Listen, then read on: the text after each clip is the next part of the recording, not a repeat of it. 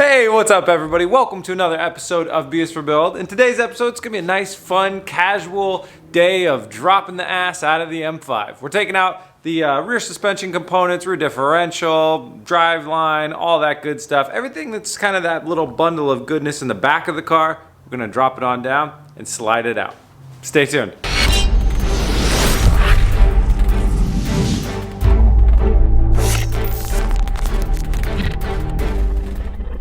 Before I get down to work, I want to take a second out to thank our sponsor. This episode is sponsored by Vikings War of Clans. Vikings is a great way to relax after a hard day's work in the shop or at your day job. Kick back, play a little RPG on your mobile phone. This game reminds me of the top RPG games of the 90s and the 2000s, but now it's accessible on your mobile phone and the graphics are amazing.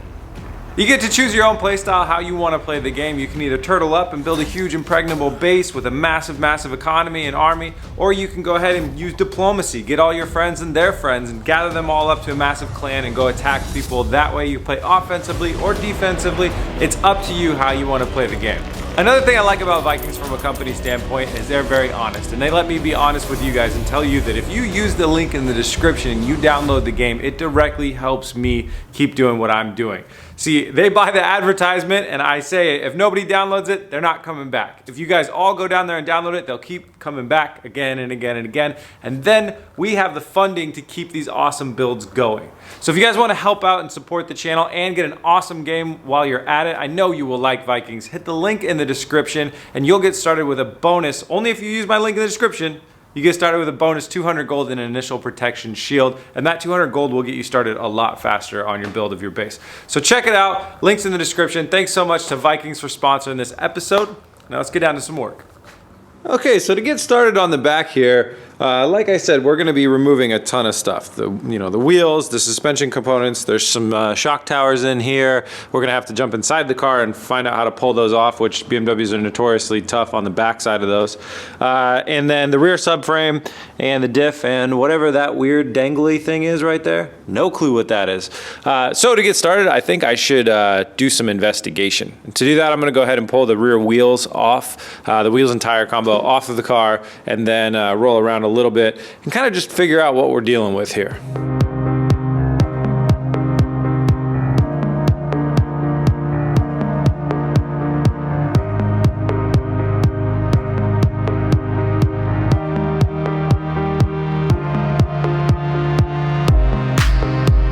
All right, we're under here. We got plenty of room to work and lots of things to do, so I'm gonna get started pretty quick. First thing I noticed is this muffler. It says Toyota. Why do we have a Toyota muffler on here? What could they have possibly wanted with this Toyota muffler? I don't know, but I've chosen this to be the first thing that goes. So it's looking to me like, obviously pull this muffler out, and then the next thing that I really need to start thinking about is the brakes and how they connect to the rest of the vehicle. There's an e-brake line, and then there's the hydraulic fluid brake line. Once those two things are detached, then we can really start thinking about dropping the driveline and dropping the whole subframe. So this could be a pretty clean process, but first, let's get this muffler out of here.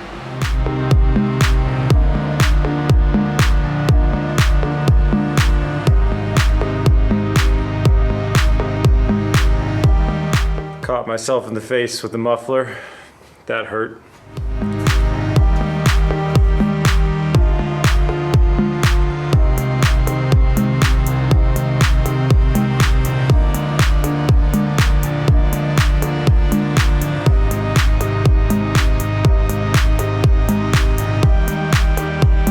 Success! We got all the sensors off that I know of. So we got two right here. Yeah, tapping things with the light's not gonna work. We had one over here as well that you can see, and that's like the sway bar kind of suspension sensor. That's where the smarts of the suspension comes from, I think. And then we got the brake line, which you can see there, which is kind of trying to drain into that cup. Now that's the hydraulic brake line. Now over here we have a cable driven e-brake line, which all these M5 owners will know that these e-brakes are not quite good enough. Now the problem is it doesn't really seem to have a great disconnect point from the rear of the knuckle, so I don't exactly know how to get it off. So I'm gonna have to jump underneath and do some exploring up front. It runs along the base of the car and up front. While I'm under there though, might as well pull off the intermediary part of the drive shaft. Hell, if we can do it, we should pull the whole drive shaft off. So I'll see what I can do when I'm down there.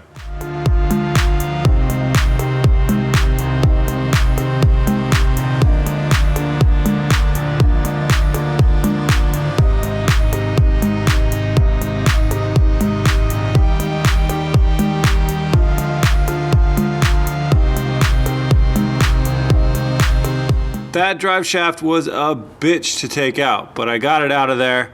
There's a lot of different weird steps to doing that, and it's even kind of pressed in at the back, but you can see it's on the ground now. So that's out, and what you could see right about there is that the e-brake cable like is seam sealed into the body of the car, going up into the body of the car to keep it like a watertight entrance into the body of the car. So, you know, that thing just goes up and then it goes in there. This isn't something that I can just kind of cut the cord and get rid of. We really need an e-brake, especially with this crazy transmission. We really actually have to have an e-brake. So I really got to sort this out. There's something on the knuckle. Let me show you that. Right there on the knuckle, you can kind of see this thing right there. There's a little clip and it goes in, but the cable inside of that has to go into something it attaches to, obviously, or else it wouldn't be able to pull back and forth. But I'll go ahead and take that clip out and start wiggling stuff around, see if I can figure anything out. Okay, I got the cable casing loose on the back, but the cable is still running into here like I thought. So I'm guessing that I'm gonna have to go ahead and remove this rear brake rotor, which means removing the rear caliper as well. So we'll take the caliper off. We needed to take these off anyways because they gotta be repainted. And then I'm gonna try and get this rotor off. When you're doing this, remember to take your e-brake off. It'll help it get off there a lot easier. And it's probably just these two Allen bolts, and then this rotor should be able to pop off there.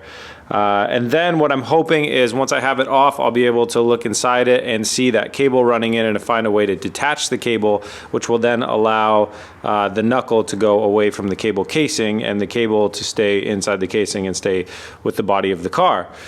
That's all how I hope this goes down. So let's take it all apart and see what happens.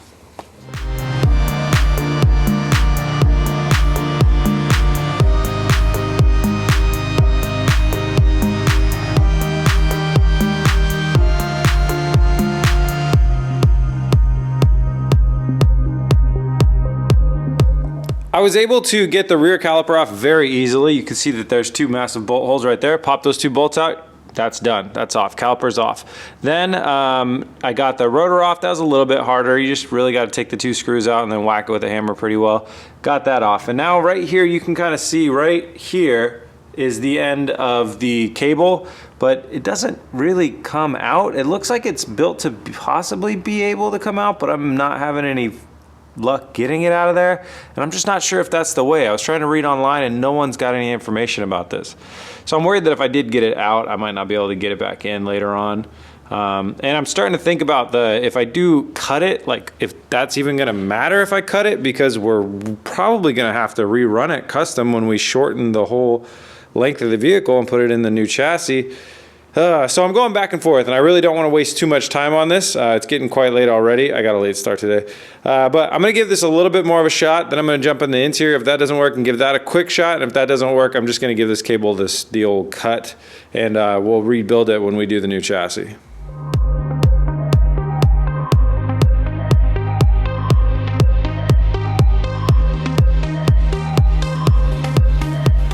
I got the two e-brake cable ends loose from their kind of 2-in-1 mechanism that heads into the front for the e-brake actual handle lever pull, and it looks like they are going to be able to come down. It's interesting though, because you know it's a cable and at the end it's got a little ball attachment, so the cable obviously has something to hang on to at the end, and I'm not sure if that's going to have room to feed all the way through and all the way back down. But if there's any chance for it to do it, it's coming out of there, because I'm pretty sure it doesn't come out of the drum brake back here. So we're just gonna have to see. When I lower this thing down and I try and slide it out, it might get stuck and I might have to jump down there and cut that cable, or it might just kind of feed its way back out. But I think I did the right thing here. I'm trying to do this correctly, guys. So, next thing we gotta do is find out how to get to the top of this strut right here. And there'll be a bolt on the top somewhere, and once we let that go, that'll let this thing hang down, and that'll be the last kind of piece before we go after the rear subframe.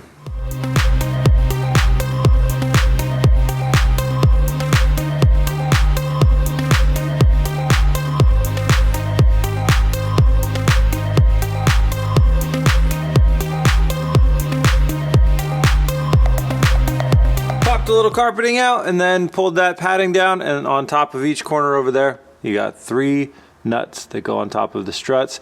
Took each of those off. Now I'm really hoping that there's this one bolt that goes over a centerpiece and it's a nut, sorry, and it doesn't look like I need to take it off, but I may need to take it off. We'll see, because these things did not fall out the bottom like I expected it to, but that can happen when the suspension at its fully uncompressed state really doesn't allow for any room for that thing to fall out, which is fine, because we're taking the whole thing down, so it'll be all right.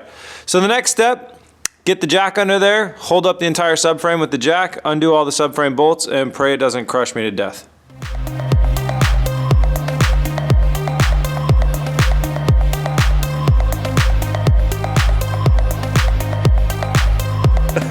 I'm really glad I put those back tires on, because I seem to have quite literally found the tipping point of this BMW. Check this out. If I open both the doors to shift the weight just a couple more feet forward, and then I press down right here, just with one arm, other arm's holding the camera, the car will stay level. But if I close the doors, it falls down.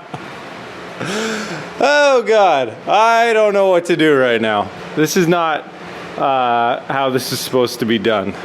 I'm gonna jack up the rear diff to put pressure, like legitimate pressure, on the back, pushing the back of the car up, and then setting the front down. Then I'm gonna continue to lower the jacks down. I'm gonna actually put a little bit of the weight on the rear subframe and on the back of the car. That way then I'll unbolt it all, and then I'll lift the car up with a quick jack off of that subframe. Subframe should stay on the ground, car should come up, and then once it doesn't have the subframe on it, it should be a little bit more balanced.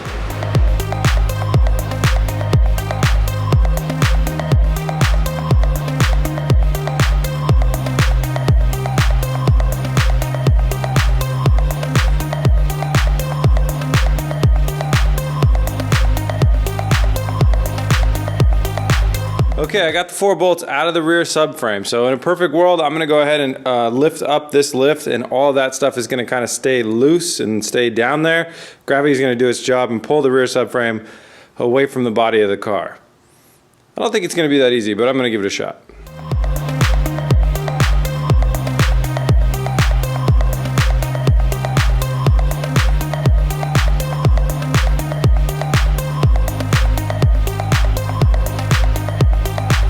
Well, something's funky around here. You can see that it's hanging. It's not even touching completely on the wheel dollies. Now the struts have came down, and the diff is like tweaked, and most of all the 4 bolted mounting parts are completely like falling out of here. But it just won't come all the way down. It's acting like something near the rear diff is holding it in the center, which is really sketchy because I don't want to go back up in there. But I think I'm going to have to. So I'm going to go ahead and do the reverse of what we just did. I'm going to support the diff, lower the car back down, kind of get the whole rear subframe basically up back in the car once again. And then I got to go under there and hunt around and find if like there's 2 bolts somewhere near the center that I forgot. The center, it would be in the center front that we got to remove.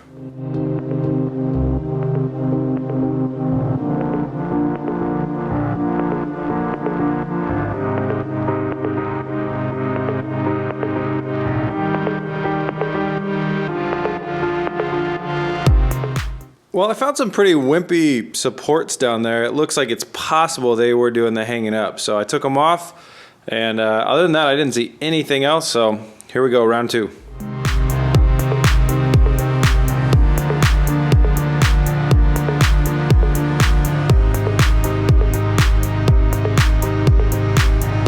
Well, that was definitely it. The rear subframe and suspension is now completely free from the body.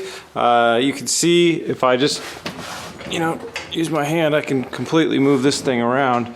The only problem though is that, in my head, the car goes up higher and this just rolls out the back. But you can see right here that, our suspension is definitely gonna get hung up there, and yeah, it's not really gonna work, but it's looking really good. It's all supported by the jack down here on the diff. It's all hanging very low. It looks fantastic. And it's out of the car, which was my goal for the day. I really wish I could have it sitting completely away from the car like we have the engine, but I will save that nightmare of creativity till tomorrow. If anybody has a really bright idea on how to manage that, drop me a comment and I'll see it tomorrow, and maybe I could take your advice and apply it tomorrow. The idea for tomorrow is get that away from the car, get this away from the car, and then get the car's body kind of rotated in the shop somewhere. We're basically gonna start organizing the shop so it goes car parts, frame construction. It's gonna be very difficult. Hopefully it won't take too long because the frame gets here tomorrow.